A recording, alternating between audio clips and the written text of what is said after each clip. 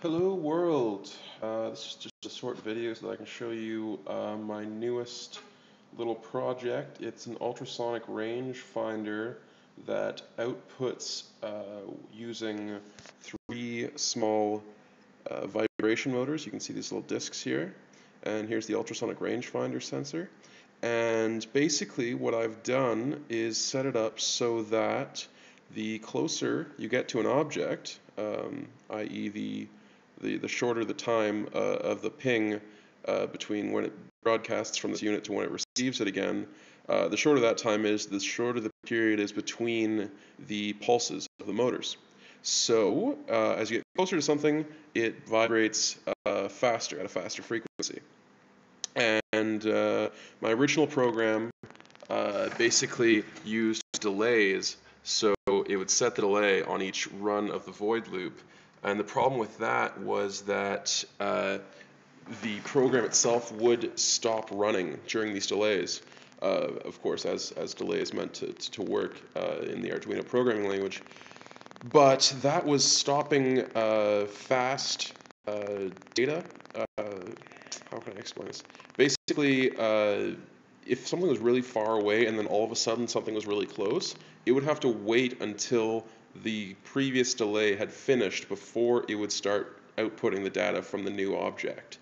And that wouldn't work very well in case like something jumps in front of you. Basically, the idea of using this is that it would be able to be a means of area detection for blind people.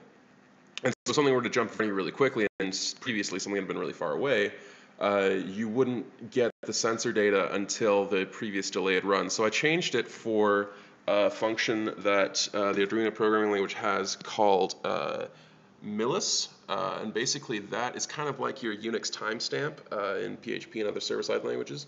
And basically it just gives you the number of milliseconds since the machine is turned on. So what we're doing here is the void loop doesn't get any delays at all, aside from the short delay that happens when you're running the motor, but that really can't be avoided. Maybe it could. Maybe it could, actually. I should look into that. But so the void loop runs continuously, gets the current milliseconds, then gets the delay based on the distance of the object from your sensor, and then checks to see if the current milliseconds minus the previous milliseconds is greater than the delay, and if it is, runs the pulse and then resets itself.